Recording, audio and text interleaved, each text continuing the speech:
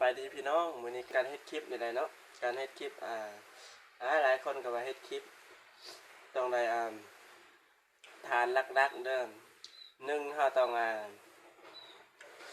ตัดต่อเป็นเนาะตัดต่อเป็นต้องไปเรียนเอาบ่ได้ยากปานใดเนาะอันนี้ที่แรกก็บ่เป็นเลยแต่ว่าไปตัดต่อไปเรียนว่าซั่นจ้ะ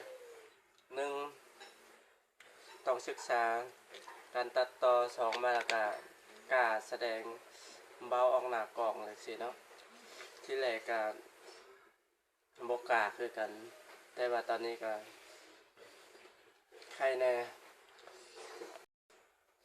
ถือว่าการตัดต่อนี่เนาะเป็นปัญหาหลักๆเลยที่ว่าเราต้องได้เรียนรู้เนาะถ้าไปที่ว่าจะเฮ็ดคลิปแน่นอนมันต้องได้ใช้การตัดต่อเนาะถ้าว่าเฮาบ่รู้ตัวนี้ว่าสิไปจ้างคนอื่นหรือว่าใดๆนะมันยากพี่น้องฉะนั้นเราต้องเรียนเอาด้วยตัวเองการตัดต่อนี่ถือว่าก็บ่ได้ยากและก็บ่ได้ง่ายเนาะอยู่ที่เฮาฝึกฝนฉะนั้นแล้วการที่เฮาสิเฮ็ดคลิป1ต้องมีพื้นฐานหลักๆเด้อ1ต้องตัดต่อให้เป็นและ2มากกล้าเว้ากล้าแสดงออกในกล้องเนาะถ้าว่าเจ้าสิเฮ็ดคลิปที่ว่าการสร้างรายได้นะการสร้างรายได้ที่ว่าถามว่าได้บ่ได้ตอบถามว่าได้แต่ว่าประเทศลาวเฮาถือว่ายังบ่สามารถสร้างรายได้ได้แต่ว่าเฮาสามารถตามช่องใหญ่เพิ่นเว้าเนาะเฮาสามารถสร้างเพจขึ้นมาเพจเนาะบ่แม่น Facebook ส่วนตัวเด้อ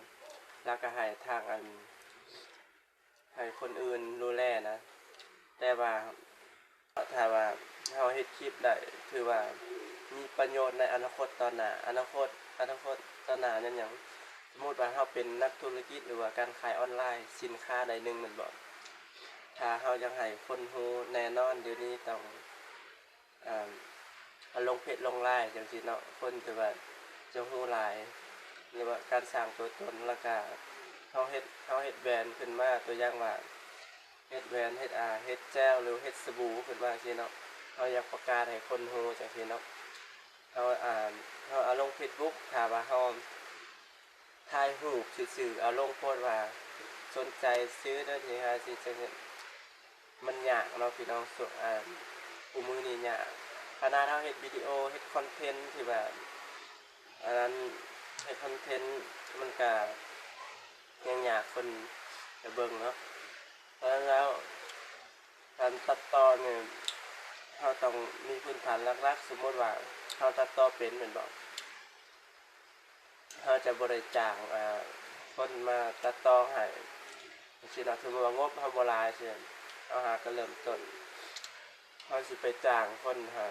มันก็แพงแม่นบ่จ้างคนที่ว่า1ตัดต่อเป็นตัดต่อคลิปอหยังต่างๆนานาให้